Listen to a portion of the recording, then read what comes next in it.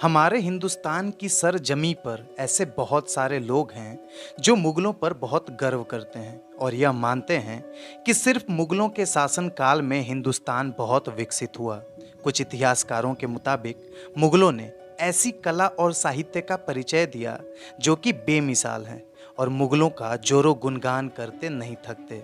तो कुर्सी की पेटी बांध लीजिए और दिल थाम कर बैठिए। यदि मुगलों को आप महान समझते हो या फिर आपको बहुत गर्व है उन पर, तो इस वीडियो को देखने के बाद शायद आपके पैरों के नीचे से जमीन खिसक जाएगी और शायद आपका मुगलों के प्रति प्रेम नफरत में बदल जाएगा।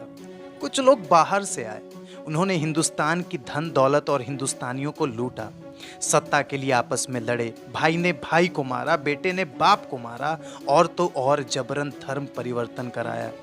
तो आज की इस वीडियो में हम उत्तराधिकार की जंग के बारे में जानने वाले हैं जो कि शाहजहां के बेटों में हुई थी, जिसे वॉर ऑफ सक्सेशन भी कहा जाता है।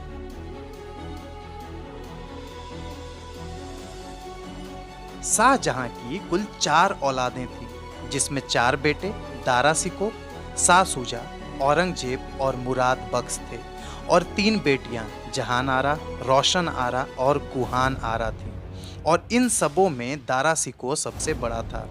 शाहजहां ने इन चारों बेटों के बीच अपने साम्राज्य का बंटवारा कर दिया था, जिसमें दारा शिकोह को उत्तर का गवर्नर बनाया गया, शाह शुजा को बंगाल का गवर्नर बनाया गया, औरंगजेब को दक्षिण का गवर्नर बनाया गया और मुराद बख्श को गुजरात का। शाहजहां के इन सब औलादों में दारा शिकोह सबसे योग्य और कुशल शासक था। वह सारे धर्मों का सम्मान करता था। उसने भागवत गीता और दूसरे उपनिषदों को फारसी में अनुवाद भी किया था। यहाँ तक कि सिखों के 7वें गुरु उनके दोस्त भी थे और शायद यही कारण था कि सारे दरबारी उससे नफरत करते थे, क्योंकि वह अपने धर्म के प्रति कट्टर नहीं था। सितंबर 1657 में शाहजहां बहुत बुरी तरह बीमार पड़ गया और उसकी मौत की अफवाहें उड़ने लगी और तब शुरू हो जाता है उत्तराधिकार के लिए जंग कि अब शाहजहां के बाद मुगलों का उत्तराधिकारी कौन बनेगा, इतने बड़े साम्राज्य का मालिक कौन बनेगा। चूंकि दारा शिकोह सबसे बड़ा था, अगला शासक उसे ही बनना चाहिए था, लेकिन दोस्तों ऐसा हुआ नहीं। औरंगजेब, उसके दोनों भाई और ज्यादातर दरबारी यह नहीं चाहते थे।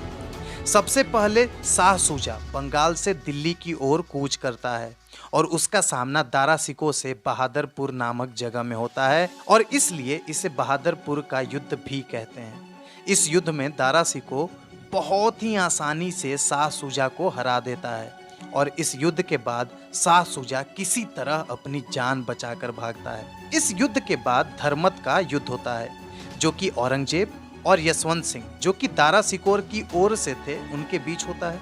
औरंगजेब ने सत्ता की लालच देकर अपने भाई मुराद बख्श को अपने साथ शामिल कर लिया था और बाद में अपने भाई मुराद का कत्ल भी करवा दिया था। इस धर्मत के युद्ध में राजा यशवंत सिंह जी हार गए थे।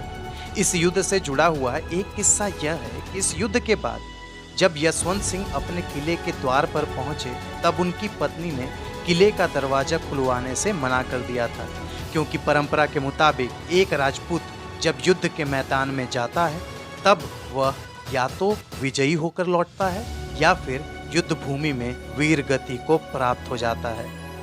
इसके बाद सन 1658 में सामूगढ़ का युद्ध होता है, जिसमें दारा शिकोह और औरंगजेब आमने सामने होते हैं। एक भयंकर और विनाशकारी युद्ध के बाद दारा शिकोह हार जाता है। दारा शिकोह और शाहजहां दोनों को बंदी बना लिया जाता है।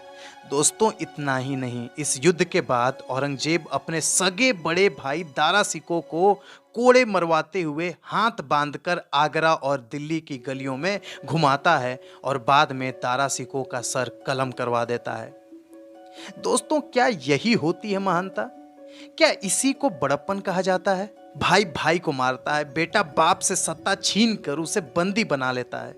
दोस्तों यह हमारा इतिहास नहीं है, हमें इन पर गर्व नहीं शर्म करना चाहिए।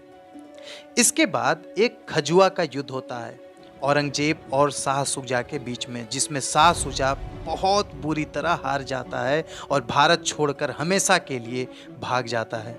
और इस तरह अपनों को मार काट कर औरंगजेब मुगलों का अगला बादशाह बन जाता है।